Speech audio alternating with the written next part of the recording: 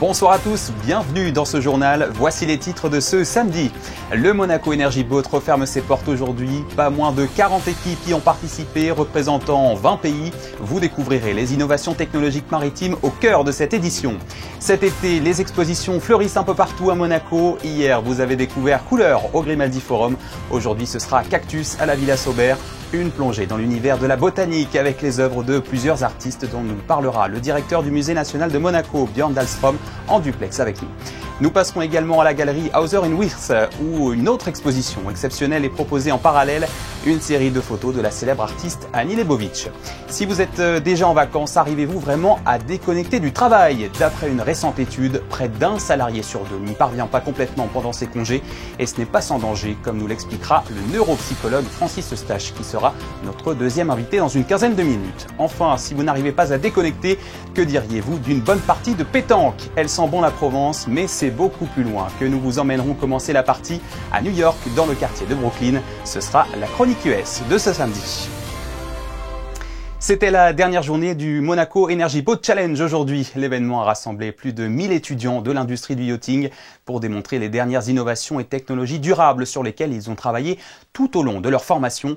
Retour sur cette édition 2025 marquée cette année par une nouveauté, l'intégration de l'intelligence artificielle. Gaëtan Lebrun et Alexandra Marangoni.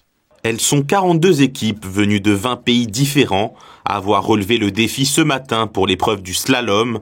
L'objectif, concevoir des bateaux à propulsion propre, 100% énergie renouvelable, pour éviter l'émission de CO2, mais capable aussi de briller en compétition. Le but de cette épreuve, c'est vraiment de contrôler, de prioriser la manœuvrabilité des bateaux et aussi sur une distance courte, donc sur une accélération. Sur tout au long de la semaine, il y a plusieurs courses. Il y a une course d'endurance, une course de slalom, une course de championship en 1v1 pour un classement. Et en fait, c'est différentes courses qui ont pour objectif de valoriser des caractéristiques différentes du bateau. Donc aujourd'hui, on va plutôt caractériser l'accélération et la manœuvrabilité. Donc on voit certaines équipes qui ont des moteurs qui sont plus puissants que d'autres, certaines équipes qui ont plus travaillé sur l'efficience des hélices qu'ils ont sur les bateaux et donc qui seront avantagées pour cette course, à contrario de d'autres équipes qui ont fait le choix de plutôt avoir des moteurs qui ont des basses puissances et donc qui sont plus efficients énergétiquement et donc qui ont été avantagés hier sur les courses d'endurance. Une édition record pour le Monaco Energy Boat Challenge qui, pour la première fois cette année, a intégré l'intelligence artificielle dans sa recherche d'innovation pour assurer l'avenir du yachting. Bien sûr, l'intelligence artificielle, comme dans tous les domaines, c'est une aide, c'est un outil. Et on voit que ça aide beaucoup, ça a aidé dans la conception des bateaux déjà, et puis ça aide dans la navigation.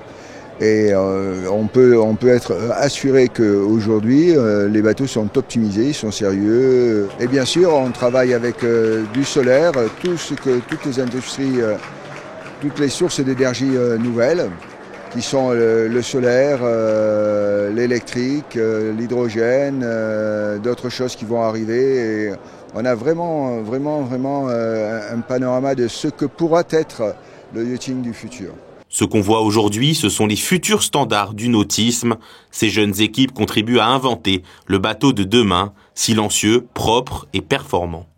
Vous avez découvert hier en avant-première les images de l'exposition Couleur, les chefs-d'œuvre du Centre Pompidou, qui ouvrira ses portes mardi au Grimaldi Forum. Aujourd'hui, nous allons vous parler d'une autre exposition d'été, Cactus à la Villa Sauber, une sélection d'œuvres de plusieurs artistes qui mettent à l'honneur cette plante si spéciale. Gaëtan Lebrun et Julien Laugier vous en dévoilent les premières images. Avec ces cactus qui dégoulinent comme des serpents. Le nouveau musée national de Monaco propose une plongée inédite dans l'univers fascinant des plantes grasses. L'exposition, sobrement intitulée Cactus, réunit une centaine d'œuvres mêlant art, design, cinéma et botanique, avec au cœur de cette présentation une plante que l'on croyait familière, mais qui révèle ici toute sa richesse esthétique et symbolique. Le cactus, il est intéressant parce qu'il est très important dans les paysages de la Méditerranée, ici à Monaco et partout ailleurs. C'est une famille assez emblématique. On a perdu un peu aujourd'hui ce regard sur le vivant, cette capacité à le nommer, à le caractériser. Le cactus fait partie de ces plantes que, dès les plus jeunes âges, on va pouvoir identifier, nommer. Mais on voit aussi qu'à travers l'histoire naturelle et à travers l'art, c'est aussi une plante qui a beaucoup de choses à nous dire sur la période que l'on traverse. Beaucoup de questions traversent finalement cette figure du cactus qui résiste, qui a des adaptations extraordinaires pour économiser l'eau, pour résister à la chaleur. Donc c'était une plante en quelque sorte idéale pour évoquer et en tout cas contextualiser ce regard sur le vivant à l'époque contemporaine. Fruit d'une collaboration avec le musée Yves Saint-Laurent de Marrakech, cette exposition explore aussi les liens entre nature et création artistique. L'exposition est née à Marrakech. J'allais dire, on a presque, avec Marc Janson, planté une graine au Maroc. Et à Monaco, elle prend toute son ampleur. J'allais dire, elle a fleuri. Au fond, Monaco était la terre d'élection pour une exposition sur les cactus, puisqu'évidemment tout le monde a en tête le merveilleux jardin exotique qui a été, dans l'entre-deux-guerres, un endroit de réalisation de ce rêve, de rassembler des cactus. Et au fond, c'est une sorte d'exposition de cactus, le jardin exotique. Donc là, c'est une sorte de contrepoint, une espèce de rapport, j'ai tenté de dire, dialectique, entre le jardin de Monaco et, évidemment, le regard artistique sur cette forme extraordinaire qui est un cactus. Une exposition à découvrir jusqu'au 11 janvier 2026 dans les jardins et les salles de la Villa Sauber. Après la visite des journalistes hier, c'était l'heure de l'inauguration ce matin. Parmi les personnalités présentes figurait notamment la princesse de Hanovre, sa fille Alexandra de Hanovre, aux côtés des commissaires de l'exposition ou encore du directeur du nouveau musée national de Monaco. Et justement, pour aller plus loin sur la philosophie de cette exposition, nous sommes en ligne avec lui. Bonsoir Björn Dahlström. Bonsoir Théo. Merci d'être avec nous sur Monaco Info pour nous parler de cette nouvelle exposition Cactus. Elle nous vient du musée Yves Saint-Laurent Marrakech qu'il avait proposé chez lui l'année dernière. Comment est-elle arrivée jusqu'à Monaco ? Eh bien écoutez, j'ai personnellement une histoire importante avec le Maroc et avec le musée Yves Saint-Laurent que j'ai dirigé il y a quelques années. Et j'étais présent lorsque les premières idées sont venues autour de cette exposition. Et lorsque le président de la Fondation Jardin Majorelle, Madison Cox, m'a proposé l'itinérance de cette exposition, je l'ai bien volontiers accepté. Et tout en voulant lui donner une coloration très propre à la Riviera et au contexte botanique qui est le nôtre, c'est-à-dire une zone d'acclimatation tout à fait exceptionnelle pour les collections de cactés. Donc voilà, il s'agit d'une exposition de dialogue entre science et art, entre botanique et toute forme d'art. Et c'est en l'accueillant ici qu'on a décidé de l'augmenter avec la même équipe de commissaires, Marc Janson, qui est botaniste, conservateur au Muséum d'histoire naturelle à Paris, avec Laurent Lebon, qui était déjà de l'aventure à l'époque, qui est aujourd'hui président du Centre Pompidou à Paris, et la scénographe Yasmine Ossebi, qui avait déjà œuvré à Marrakech, mais encore une fois, d'accueillir le concept, mais de lui donner, de l'augmenter, puisque les espaces ici à la Villa Sauber nous le permettent, et d'inviter beaucoup plus d'artistes, de travailler avec des collections botaniques différentes, et encore une fois, qui résonneraient avec la Côte d'Azur. Et notamment avec Monaco, puisque le jardin exotique a été un partenaire essentiel au projet. Il nous a permis d'installer dans le jardin de la Villa Sauber des grands sujets botaniques de cactus tout à fait extraordinaires, de mettre en place des installations d'artistes à l'intérieur de l'espace, et de passer commande à certains d'artistes dans le jardin et à l'intérieur du musée. À la Villa Sauber, nous allons donc trouver environ 200 œuvres réalisées par plusieurs artistes. Et pour cette exhibition, une commande particulière a été passée à deux artistes que sont Ghada Amer et Philippe Chancel. Oui, alors Ghada Amer est une artiste très importante, égyptienne, basée à New York et qui est diplômée de la Villa Arson à Nice. Donc elle connaît extrêmement bien la région et elle a répondu à notre invitation avec enthousiasme. Et elle a créé dans les parterres de la Villa Sauber, une installation très graphique, des tapis de cactus très picturaux, composés de 4000 cactus qui répondent à une première installation qu'elle avait réalisée en Touraine il y a quelques années. Donc elle s'est prêtée au jeu et le résultat est tout à fait spectaculaire. Et Philippe Chancel, lui, est un artiste photographe qu'on a invité à photographier d'une part le jardin exotique, mais également tous les jardins et le contexte, encore une fois, botanique, très spécifique à la géologie de la Côte d'Azur et de la Riviera. Donc il a produit des images à Èze, en Italie, chez Cactus Mania, même ce grand marchand de cactus cactus qui se trouve à la frontière italienne et avec des propositions tout à fait extraordinaires et un corpus d'images exceptionnel qui est présenté ici au musée. Le cactus est une plante associée au désert, à l'aridité, à la survie même. Sa nature n'inspire pas l'art et pourtant c'est une plante au potentiel artistique impressionnant. C'est ça le message de l'exposition ? Alors c'est une plante résiliente, c'est une plante tout à fait d'actualité parce qu'on parle d'aridité et quand on repense les jardins aujourd'hui et beaucoup de paysagistes l'envisagent aujourd'hui sur la Côte d'Azur parce qu'elle est assez peu exigeante en eau. On a même au sein du comité scientifique du musée un paysagiste qui est spécialiste de l'aridité, qui est un grand spécialiste de ces sujets botaniques. Alors votre question est double. Je considère, et c'est ce que dit l'exposition, que le cactus est quand même un sujet d'inspiration tout à fait essentiel pour les artistes, et on le voit, puisque c'est le sujet central de bon nombre d'œuvres qui sont présentées dans l'exposition, à la fois parce qu'ils représentent les cactus, ou alors parce qu'ils, pour des raisons liées à certaines vertus psychotropes de certains d'entre eux, ont inspiré les artistes, ou même de leur composition, la façon dont ils se développent. Je pense à une œuvre d'Alain Fleischer qui est présentée dans l'exposition, une vidéo qui reprend le mode de développement d'un cactus, mais qui l'applique à des objets du quotidien comme un fauteuil ou autre. Donc c'est étonnamment, et je pense que si cette exposition a existé d'une part à Marrakech et si elle continue d'itinérer, c'est justement parce qu'elle est source d'inspiration tout à fait exceptionnelle et que même si on présente 200 œuvres, on aurait pu encore en rajouter des dizaines, voire des centaines, tant il est vrai que depuis Constantin Brancusi jusqu'à Wolfgang Tielemans aujourd'hui, eh bien c'est un sujet vraiment passionnant et qui passionne les artistes. Et oui, c'est ce que j'allais vous dire, c'est que le cactus est aussi un symbole, une métaphore, un lien avec des problématiques contemporaines en fait.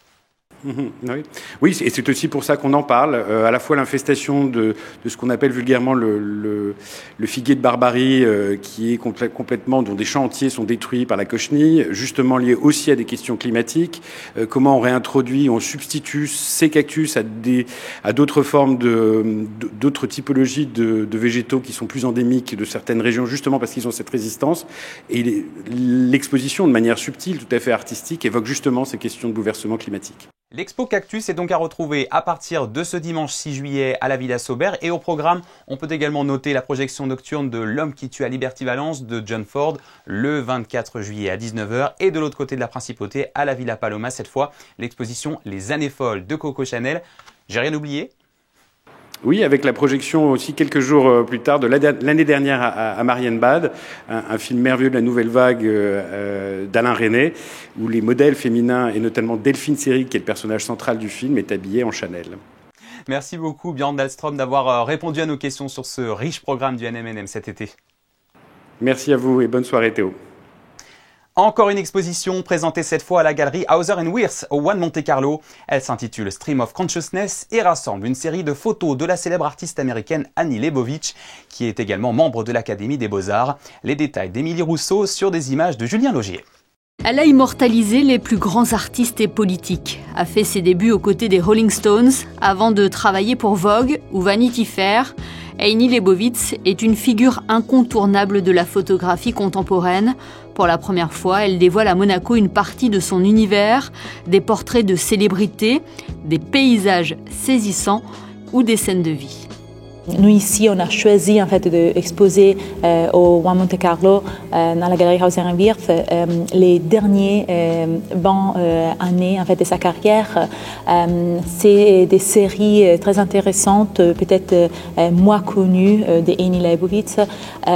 C'est des séries qui en fait qu'on a organisées pas de manière chronologique ni avec des constants en fait de thématiques, mais c'est plutôt vraiment des associations assez libres, poétiques, émotionnelles. Chaque image, qu'il s'agisse d'un portrait de Billie Eilish ou d'un paysage de la maison de la peintre Georgia O'Keeffe, résonne avec une émotion universelle. Dans cette exposition, Annie Leibovitz se livre et lève également le voile sur sa démarche créative. Elle nous donne vraiment accès, elle dit je vous laisse rentrer dans ma tête, dans mes pensées, pour montrer en fait les processus créatifs de Annie Leibovitz, que c'est quand même un grand privilège de pouvoir effectivement comprendre comment elle réfléchit. En fait, quand elle est invitée, soit publier un livre, soit pour une rétrospective dans un musée, dans une institution. Donc elle se pose en face des murs, elle commence à mettre ensemble en fait toutes les photos qu'elle aimerait bien peut-être inclure dans cette sélection. Et après, elle commence vraiment à la curater, la sélection, à choisir, à éliminer, à sélectionner. Et on voit vraiment tous les processus créatifs qui est derrière les grandes publications d'Heini Leibovitz ou les grandes expositions. Heini Leibovitz, récemment intronisée à l'Académie des Beaux-Arts à Paris, continue de repousser les limites de la photographie. Son travail, à la croisée de l'intime et du monumental, nous invite à une réflexion profonde sur le monde qui nous entoure. Son exposition est à découvrir jusqu'au 27 septembre à la galerie Hauser & Wirth. Cette information à propos de l'Académie de la mer, vous savez qu'elle propose actuellement sa deuxième session d'été de formation et c'est à cette occasion qu'un invité spécial a été reçu hier, le vice-ministre de la Défense de l'Albanie. Un moment d'échange qui a permis de mettre en avant les bonnes relations développées avec ce pays qui s'est associé aux démarches et aux valeurs de l'Académie. Coup de projecteur à présent sur les ventes aux enchères de prestige organisées ce week-end à Monaco par l'hôtel des ventes de Monte-Carlo. Bijoux étincelants, sacs iconiques, montres rares et œuvres d'art moderne seront proposés à la vente durant plusieurs jours. Christine Dapetit et Julien Logier sont allés découvrir tout ça. Regardez. Durant 3 jours, l'hôtel des ventes de Monte-Carlo présente des pièces d'exception, soigneusement sélectionnées pour séduire collectionneurs et amateurs de luxe. La vente de maroquinerie qui s'est tenue ce samedi a donné le ton. Près de 200 lots, dont 70 sacs Hermès, ont été très attendus. Des pièces rares, parfaitement conservées. Côté horlogerie, rendez-vous le 8 juillet avec des modèles très recherchés, classiques ou contemporains, qui devraient attirer de nombreux connaisseurs. Mais avant cela, ce sont les bijoux qui ouvriront le bal les 6 et 7 juillet prochains à 15h. Des créations éclatantes au raffinement absolu. C'est surtout des collections privées qui ont été faites pendant des années et qui sont maintenant sur le marché. Donc c'est très intéressant de voir le goût des gens au fil des années. Ce sont de très belles collections. La majorité des bijoux sont signés. Enfin, la vente d'art moderne clôturera ses enchères le 9 juillet. Parmi les œuvres présentées, une tapisserie rarissime signée Jean Cocteau intitulée Méditerranée. 3 jours de vente placés sous le signe du luxe et de l'émotion donc. Rendez-vous à l'hôtel des ventes de Monte-Carlo, quai Antoine Ier, pour lever la main ou simplement rêver. Le carnaval Ucciaratu a fait son grand retour hier soir sur le Rocher. C'est le rendez-vous incontournable du début de l'été qui rassemble petits et grands déguisés autour d'animations qui portaient cette année sur le thème des États-Unis puisque c'était le 4 juillet, jour de l'indépendance américaine. Gaëtan Lebrun et Thomas Deus s'en préparent à la fête. Organisé par le service animation de la ville, le carnaval de Monaco est devenu un rendez-vous incontournable de l'été. L'objectif, rassembler toutes les générations autour d'un moment festif au cœur du patrimoine princier. Le service a essayé vraiment, vu que nous sommes partis sur le principe de le faire tous les premiers vendredis des premiers mois de juillet. Donc c'est tombé sur un 4 juillet, donc habituellement nous le faisons au marché.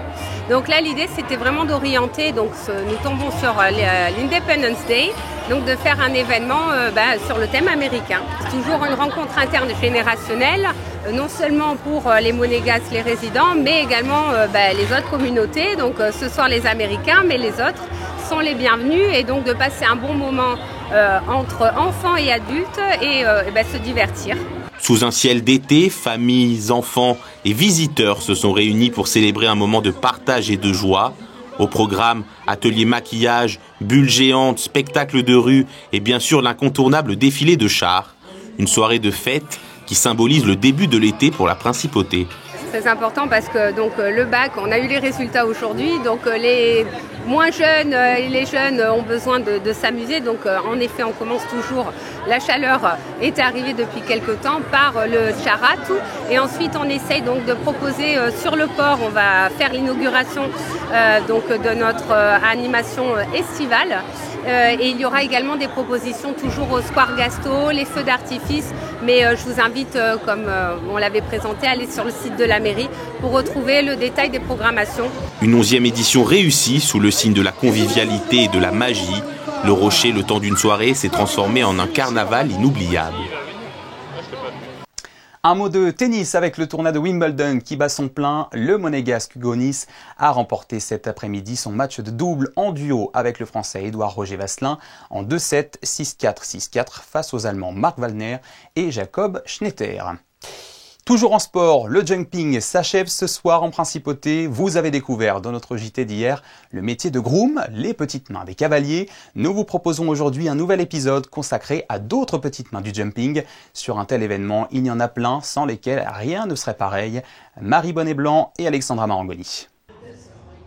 Ils sont partout, sur la piste, dans les tribunes, le talkie-walkie à la main, ils sont ici pour surveiller et veiller au bon déroulement de cette compétition. Il faut être très attentif, réactif aux moindres petits détails, parce que chaque détail est vraiment important pour le cavalier et pour le résultat. Donc il faut faire attention. Il y a notre équipe aussi qui est là pour ramasser tout ce qui est crottin pour que la piste reste propre. Ils font aussi au niveau des abords, des obstacles, ils remettent la terre.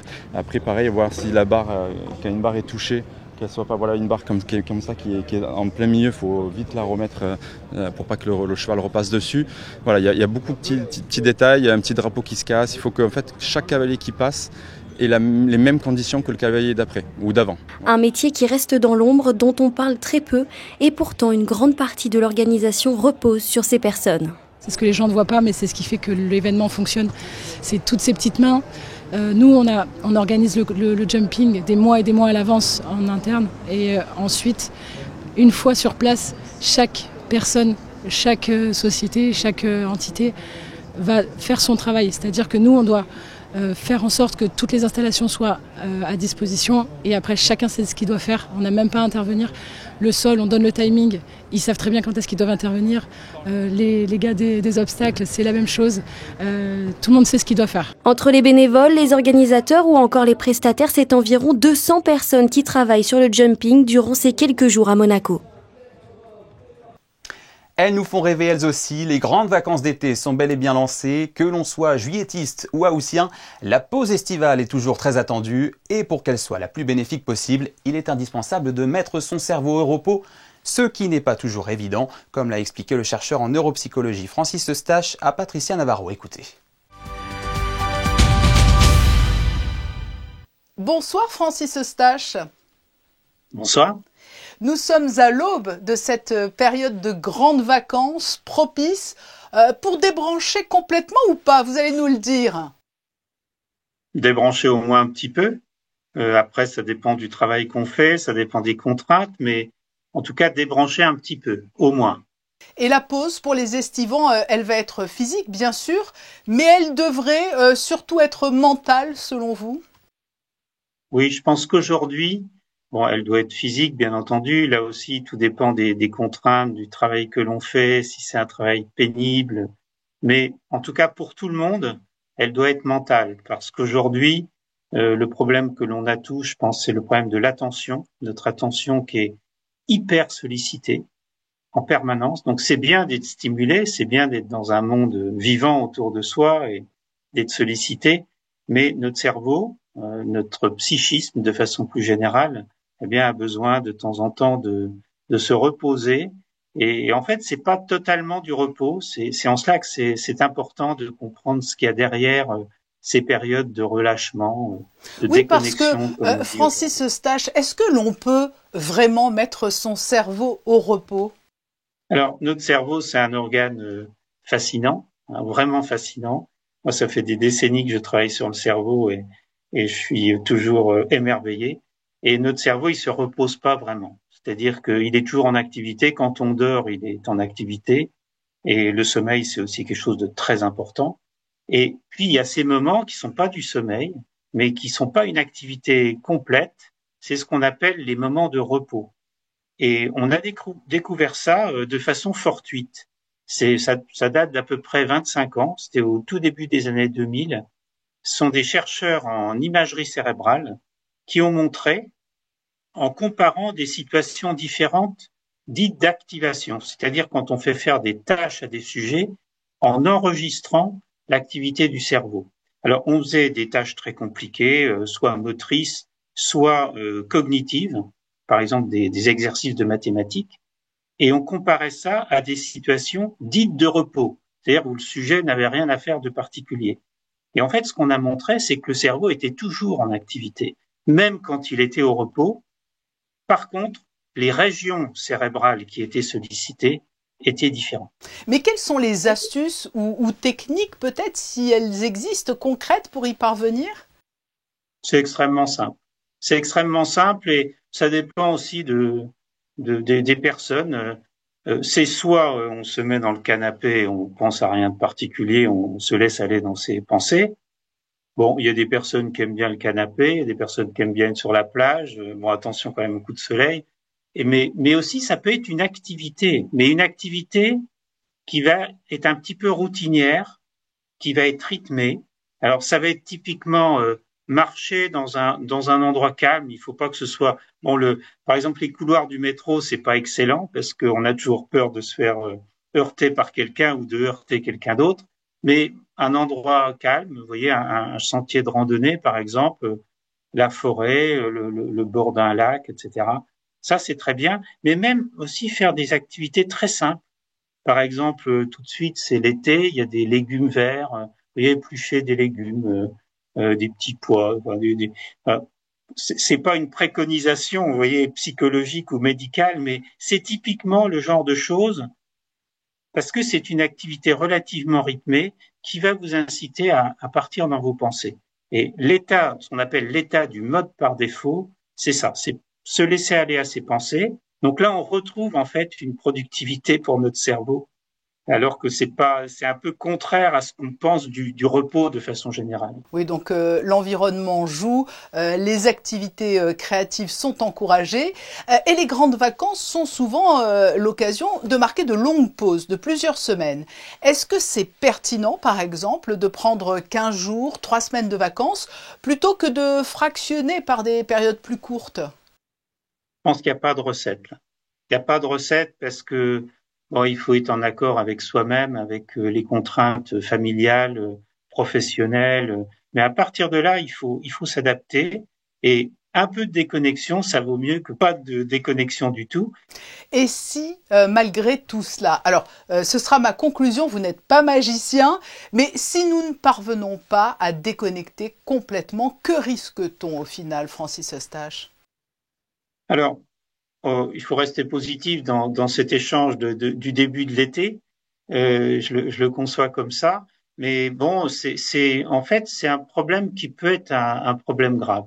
Parce que ce que l'on observe en neuropsychologie, c'est que dans beaucoup de pathologies neuropsychiatriques, dans un sens très large, eh bien, on voit que ce fameux réseau du mode par défaut, il est altéré dans beaucoup de situations pathologiques, que ce soit les grandes maladies neurologiques comme la maladie d'Alzheimer, mais également dans des pathologies psychiatriques comme la dépression. Donc, en fait, il faut protéger notre cerveau et donc tout simplement, le fait de par moment ne rien faire, ça protège aussi le cerveau. Voilà, merci Francis Eustache pour ces précieux conseils et bienvenue avant que chacun ne parte en vacances cet été et puisse donc profiter au mieux de cette pause. Merci. Merci à vous.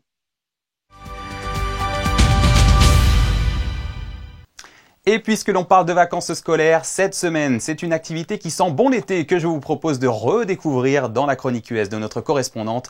La pétanque n'est pas réservée qu'aux sudistes, elle se pratique également à New York, plus précisément dans le quartier de Brooklyn. Et c'est là qu'on vous retrouve, Alexandra Pani. On a l'impression que vous n'êtes pas si loin de nous finalement. Oui, vous êtes plutôt du genre à tirer ou à pointer. Aujourd'hui, je me trouve au Caro Club Industry City à Brooklyn qui propose aux New-Yorkais de s'initier à la pétanque. Je vous propose de venir faire une partie avec moi. Il souffle comme un air de Provence. Nous nous trouvons pourtant à New York. La pétanque, activité emblématique du sud de la France, a trouvé de nombreux fans dans la grosse pomme. Le Caro Club a vu le jour en 2020, en plein Covid, inspiré par deux amis. So Aaron's been on the board of the New York Pétanque League for about 10 years. I kind of came at it a little bit later, but I've been into games the whole time. And so we sort of took our hospitality knowledge and transferred it over to what they call bull bars. You know, they have them all over Europe. So we thought it would be way more fun to own a bull bar than a restaurant, and we were correct. I think what I love most about the game in general is it can be as competitive or relaxed as you make it, depending on the day. And also you could play really, really good one day and then really, really bad another, but don't worry, you'll come back again, you know. I think it's easy to learn. Ici, pas de jugement, on accueille aussi bien les débutants qui découvrent la pratique de ce jeu de boules pour la première fois que les amateurs confirmés. Au Carreau Club, l'on organise même régulièrement des tournois. We do have a lot of French people here, French-speaking people, but in general, I'd say we're huge mix. We teach everybody. If you rent a court, we can give you a little tutorial. It takes about 5 minutes. We've got our own little tutorial down, and beginner's luck is a real thing. So we organize a league, which is about 6 to 8 weeks, which is every Tuesday, Wednesday, or Thursday. We are adding for this summer a doubles league on Monday as well, which will be a little bit more competitive. And then throughout the summer, we have Sunday tournaments. Mais si la compétition a son importance, le principal, comme sur tout terrain de pétanque, c'est l'atmosphère conviviale et le partage entre amis. Un pari réussi puisqu'on se croirait presque à la maison. Voilà, c'est sur ces images que se referme cette édition. Merci à vous de l'avoir suivi. Dans un court instant, vous retrouverez Marie Bonnet-Blanc pour les prévisions météo de votre dimanche. Je vous laisse sur les images de la dernière journée du Monaco Energy Boat Challenge capturées par notre photographe Manuel Vitali. Et je vous dis à demain, 18h30 pour votre journal dominical. Excellente soirée sur Monaco Info.